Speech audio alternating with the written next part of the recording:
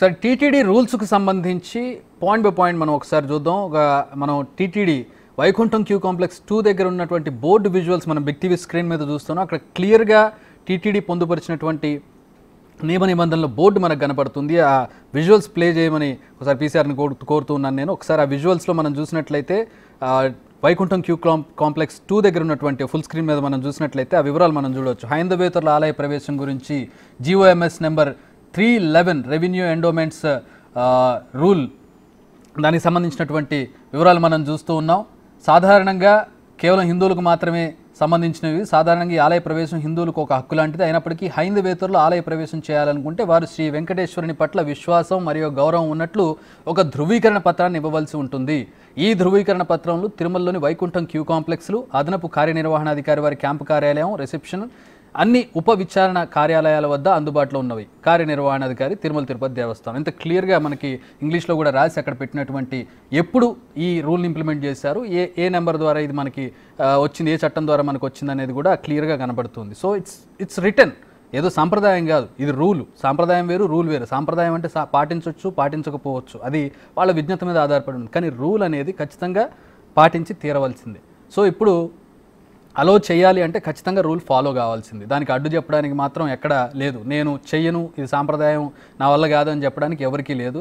అది హిందువుల మనోభావాన్ని దెబ్బతీసినట్టు అవుతుంది. సో ప్రస్తుతం జగన్ తన పర్యటన రద్దు చేసుకున్నారంటే దానికి రీజన్ ఆయన ఏం చెప్పబోతూ ఉన్నారు? మా ప్రతినిధి దామోదర్ జాయిన్ అవుతున్నారు. మరిన్ని వివరాలు తెలుసుకుందాం తిరుపతి నుంచి. దామోదర్, ఏంటి ఎట్లాంటి చర్చ జరుగుతోంది? జగన్ తన పర్యటన రద్దు చేసుకున్నారు, ఎట్లా రద్దు చేసుకున్నారు, కారణం ఏంటి? ప్రెస్ మీట్ ఉండబోతున్నట్టుగా తెలుస్తుంది. ప్రెస్ మీట్ పెడుతున్నారా జగన్ దీని మీద? చక్రి, ఏదైతే గత 2 రోజులుగా తిరుమల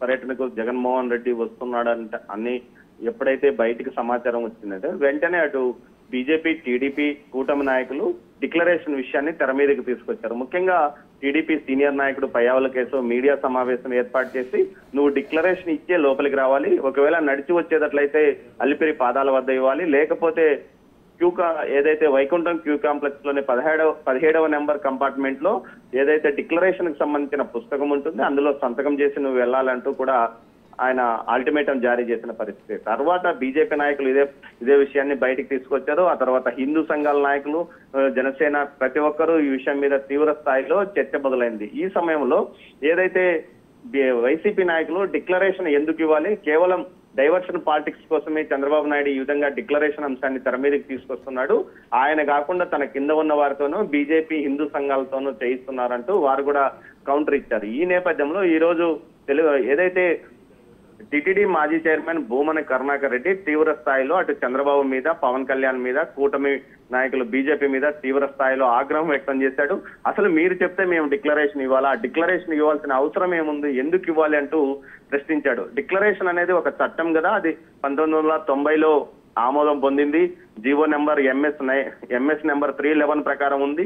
రెవెన్యూ ఎండోమెంట్ అనే ఎండోమెంట్ చట్టంలో ఇది ఒక భాగము. దీన్ని ఎందుకు మీరు అమలు చేయరు అంటే, మీకు ఇష్టం లేనప్పుడు గతంలో అధికారంలో మీరే ఉన్నారు 5 సంవత్సరాల్లో, ఆ జీవోను రద్దు చేసే అవకాశం మీకుంది కదా అంటే రద్దు చేయాల్సిన అవసరం ఏముంది అన్నట్లు కూడా మాట్లాడాడు. మొత్తం మీద ఎందుకు సంతకం పెట్టాలి అన్న ధిక్కార స్వరంతోనే ఆయన మీడియాతో మాట్లాడాడు. ఈ సందర్భంగా ఏదైతే భూమన్ కరుణాకర్ రెడ్డి మాట్లాడిన వెంటనే మంత్రి, దేవాదాయ శాఖ మంత్రి, సీనియర్ నాయకుడు అయిన ఆనం రామనారాయణ రెడ్డి తీవ్ర స్థాయిలో హెచ్చరించాడు. ఖచ్చితంగా దేవాలయంలోకి అడుగు పెట్టాలంటే దేవాలయ నిబంధనలను, చట్టాలను అనుసరించాల్సిందే.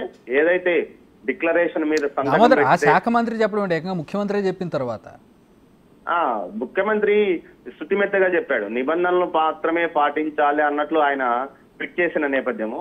ఆ తర్వాత దేవాదాయ శాఖ మంత్రి ఆనం రామనారాయణ రెడ్డి మాత్రం చాలా సీరియస్ గా క్లారిటీ వచ్చింది వాళ్ళకి. వీళ్ళు అందరూ ఒకటేసారి ఇది చాలా గట్టిగా ఉన్నారు, దీని మీద నిలబడి ఉన్నారు, ఇది కాస్త మరింత సమస్య అయ్యే అవకాశం ఉంది, డిక్లరేషన్ సమస్య, అది కాస్త బూమరాంగ్ అయ్యే అవకాశం ఉందనే ఒక క్లారిటీకి అయితే వచ్చారు.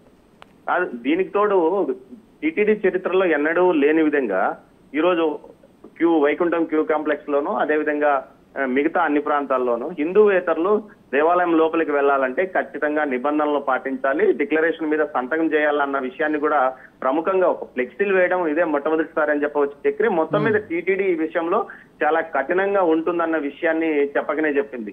మొత్తం మీద ఇన్ని ఇబ్బందులు డిక్లరేషన్ విషయంలో చాలా ఖచ్చితంగా అమలు కోసం పట్టుబడతారనే నేపథ్యము. దీనికి తోడు ఏదైతే టీడీపీ శ్రేణులు అదే ముఖ్యంగా ఆనం వెంకటరమణారెడ్డి ఒక మీడియా సమావేశం ఏర్పాటు చేస్తూ 1924 నుంచి అంటే సుమారు 100 సంవత్సరాల నుంచి జగన్మోహన్ రెడ్డి కుటుంబం క్రిస్టియానిటీని అనుసరిస్తుంది. ఇందుకు తగ్గట్లు సాక్ష్యాలు, అదేవిధంగా జగన్మోహన్ రెడ్డి ఏదైతే తన సిబిఐ కేసుకు సంబంధించి ఆయన తన మతాన్ని క్రిస్టియన్ గా చూపించడం, ఇవన్నీ ఆధారాలు బయటికి తీసుకొచ్చారు. మొత్తం మీద క్రిస్టియానిటీని నమ్ముకున్న జగన్మోహన్ రెడ్డి తిరుమల ఆలయంలోకి వచ్చేటప్పుడు ఖచ్చితంగా సంతకం పెట్టాలి.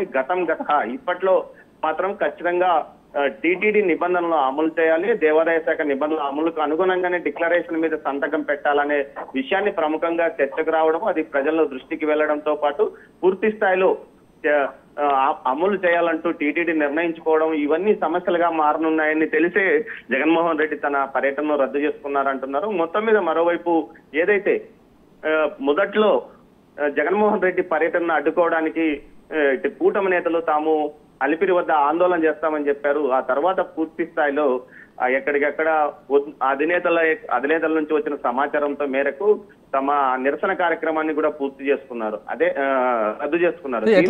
ఎట్లా చూస్తున్నారు దామోదర్? ఇప్పుడు జగన్మోహన్ రెడ్డి తాను దర్శనానికి వెళ్ళడం లేదు, రద్దు చేసుకుంటున్నట్లుగా ప్రకటించారు. దీన్ని కూటమి నేతలు ఎట్లా చూస్తూ ఉన్నారు? కూటమి నేతలు ఖచ్చితంగా టీటీడీ తన నిబంధనలను అమలు చేస్తుంది. ఏదైతే ప్రభుత్వ వ్యవహారాల్లో భాగంగా నిబంధనలు ఎవరికైనా ఒక్కటే, ఏ స్థాయి వ్యక్తి అయినా నిబంధనలు పాటించి లోపలికి వెళ్ళాలి.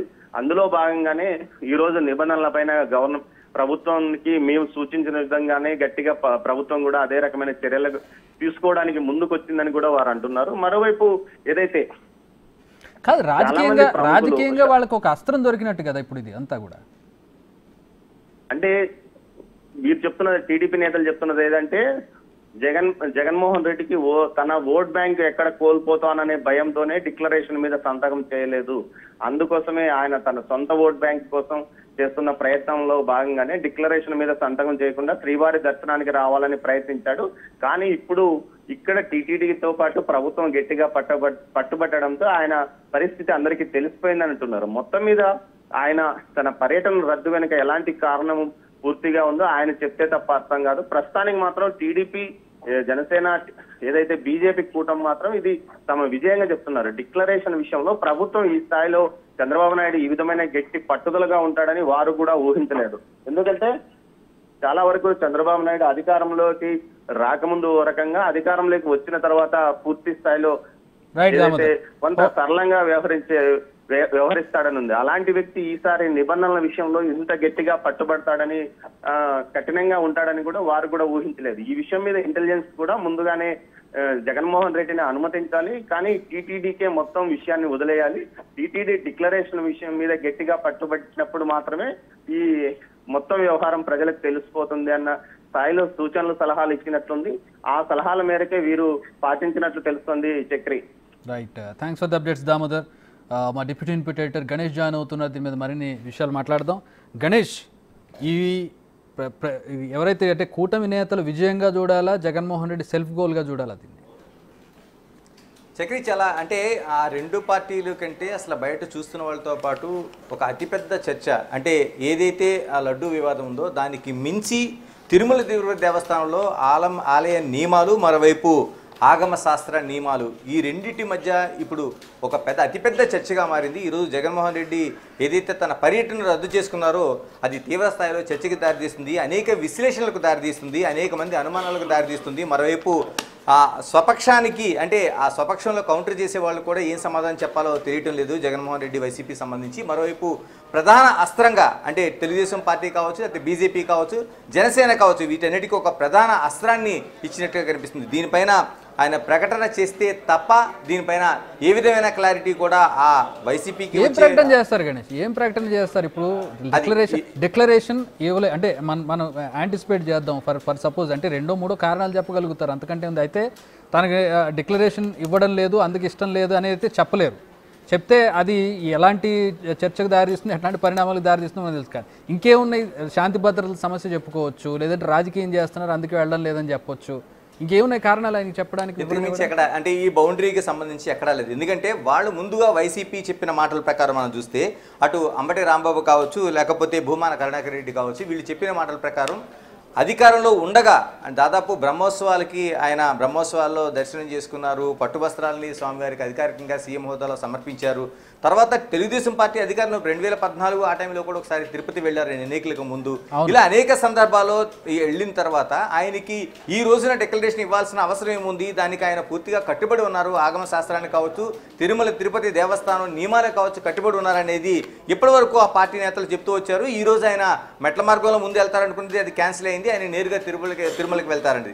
మరోవైపు తెలుగుదేశం పార్టీ దీనిపైన ఒక స్పష్టమైన వైఖరి తీసుకున్నట్లుగానే అనేక రూపాల్లో మనకి దాన్ని కొంత పరిధులు దాటినట్టుగా కనిపించింది, కొంత ఇరుకుని పెట్టిన దానిగానే కనిపించింది. ఎందుకంటే ముందుగా వాళ్ళు ఏదైతే నిరసనలు వ్యక్తం చేయండి కానీ జగన్మోహన్ రెడ్డిని అడ్డుకోవడానికి లేదనేది 3 పార్టీలు కూటమి పార్టీలు ఉమ్మడిగా ఒక ప్రకటన జారీ చేశాయి. దీంట్లో భాగంగా అంటే ఎవరికి వాళ్ళు నిరసనలు తెలియజేస్తారు, ఆ తర్వాత ఏదైతే ప్రక్షాళన ఉందో ఆ ప్రక్షాళన ఇవన్నిటిపైన కూడా వాళ్ళు నిరసనలు వ్యక్తం చేయొచ్చు, కానీ జగన్మోహన్ రెడ్డి పర్యటన ఎక్కడ అడ్డుకోవద్దనేది. కానీ ఆనం రామనారాయణ రెడ్డి చేసిన ప్రకటన అనేది ఒక కాంట్రవర్సీకి దారితీసింది. ఆయన ఏదైతే డిక్లరేషన్ పైన సంతకం చేయకుండా వెళితే అక్కడి వరకు బాగుంది, కానీ అక్కడి నుంచి మేము అడ్డుకుంటాం అనేది ఆయన ఒక దీన్ని తీసుకొచ్చారు.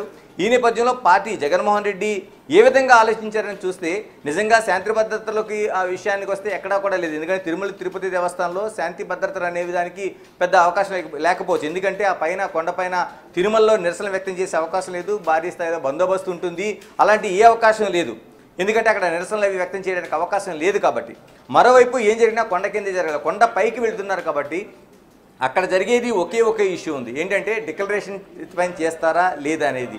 అంటే ఇప్పటివరకు ఇన్నిసార్లు వెళ్ళినా జగన్మోహన్ రెడ్డి తన డిక్లరేషన్ ఇవ్వలేదనేది ఒక స్పష్టంగా అందరికీ బయటికి అర్థమయ్యేలాగా అయిందంటే ఇన్నిసార్లు తన సీఎంగా వెళ్ళినా అంతకుముందు వెళ్ళినా కూడా ఎప్పుడు కూడా ఏదైతే ఆగమ శాస్త్ర నియమాల ప్రకారం తిరుమల తిరుపతి దేవస్థానం నియమాల ప్రకారం ఆయన ఆ డిక్లరేషన్ అంటే తన పేరు, మరోవైపు తన రిలీజియన్ ఏదైతే ఉందో దాన్ని దేవుడి పైన అంటే ఆ వెంకటేశ్వరుడి పైన నమ్మకం ఉందనేది స్పష్టంగా ఆ డిక్లరేషన్ ఇవ్వాల్సిన అవసరం ఉంది. అంటే పేరు, మరోవైపు తన రిలీజను.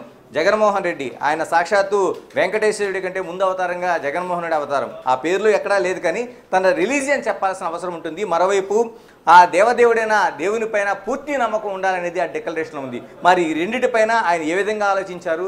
నిజంగా ఇది ఓటు బ్యాంక్గా కూడా మనం అనుకోవాల్సిన అవసరం లేదు. ఎందుకంటే క్రిస్టియన్ ఓటింగ్ దాన్ని ఆ ప్రభావం చూపించిన కేవలం ఆ తెలుగు రాష్ట్రాల్లో అంటే ప్రత్యేకంగా ఆంధ్రప్రదేశ్ రాష్ట్రంలో కేవలం ఆ క్రిస్టియన్ ఓటింగ్ పైనే గెలుపు ఓటములు దిశానిర్దేశం జరిగే అవకాశాలు ఎక్కడా లేవు మనకి. కానీ ఆ దేవుడి పైన అంటే అంతకుముందు కూడా జగన్మోహన్ రెడ్డి 2018 ఎన్నికలకు ముందు అంటే 2014 టీడీపీ ఉన్న కాలంలో కూడా ఆయన ప్రచారం కావచ్చు, లేకపోతే అనేక పాదయాత్రలు కావచ్చు, వీటన్నిటిలో కూడా హిందూ మతం పైన విశ్వాసాన్ని వ్యక్తం చేశారు. తిరుమల తిరుపతి దేవస్థానం దర్శనానికి వెళ్ళారు.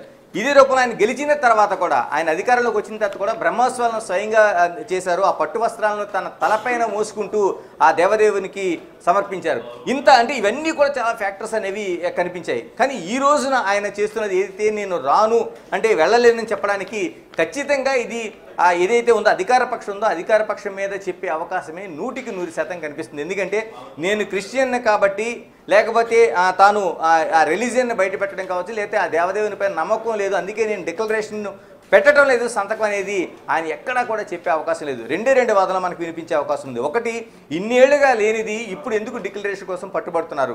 5 ఏళ్లుగా అధికారికంగా సీఎంగా ఉన్నప్పుడు తను వెళ్ళినప్పుడు ఎప్పుడు కూడా అడ్డు రాని డిక్లరేషన్ ఈ రోజున ఎందుకు అడ్డు వస్తుంది అంటే, ఒకసారి ఎంటర్ అయిన తర్వాత అప్పుడు నిజంగా తిరుమల తిరుపతి దేవస్థానం నియమాలు కావచ్చు, ఆగమశాస్త్ర నియమాలు కావచ్చు, ఆ రోజు జగన్మోహన్ రెడ్డిని అన్య మతస్థుడిగా ప్రవేశపెట్టారా? ఇది ప్రధాన ప్రశ్న. అందుకని ఇప్పుడు ఇన్ని నాళ్ళు లేనిది ఇప్పుడు ఎందుకు అడ్డు వచ్చింది అనేది ఒక ప్రధాన ప్రశ్న అయితే లేవనెత్తే అవకాశం ఉంది. మరోవైపు నిలబడుతుందా గణేష్? అంటే నిజంగా శ్రీవారి దర్శనం కోరుకుని శ్రీవారి మీద నమ్మకం ఉంటే డిక్లరేషన్ ఇవ్వడం అనేది అంత పెద్ద ఇష్యూ అవుతుందా? ఇప్పుడు మీరు లేదా ఇంకో ఎవరైనా ఒక హిందువుని అడిగినట్లయితే, ఎవరినైనా ఒక దర్శనం చేసుకోవడానికి ఏ మతస్థులైనా సరే దర్శనం చేసుకోవడానికి వెళ్ళేటప్పుడు ఒక మాట అడిగినట్లయితే మీరు డిక్లరేషన్ ఇచ్చి వెళ్ళాల్సిందే అంటే, నిజంగా వాళ్ళు దర్శనం కోరుకుని డిక్లరేషన్ ఇచ్చి వెళ్ళడానికి పెద్ద సమస్య ఏంటి? ఎస్, ఖచ్చితంగా. ఎందుకంటే ఇప్పటి వరకు కొద్ది గంటల క్రితం వరకు, అంటే కొద్ది నిమిషాల వరకు అనుకోవచ్చు మనం, జగన్మోహన్ రెడ్డి వెళ్తారు, డిక్లరేషన్ పైన సంతకం పెడతారు, ఆయన సంతకం పెట్టిన తర్వాత లోపలికి వెళ్తారనేది ఒక ప్రచారం జరిగింది. కానీ అది కాకుండా ఇప్పుడు నేను వెళ్ళడం లేదని చెప్పే అర్థంలో ఏ విధంగా చెప్పబోతున్నారు అనేది ఒక అతిపెద్ద ప్రశ్నగా మనకు కనిపిస్తుంది. ఇది ఆయన ఏ విధంగా కౌంటర్ చేస్తారు? జగన్మోహన్ రెడ్డి స్వయంగా ఆయన ఆ ప్రెస్ కాన్ఫరెన్స్లోనే వెల్లడిస్తే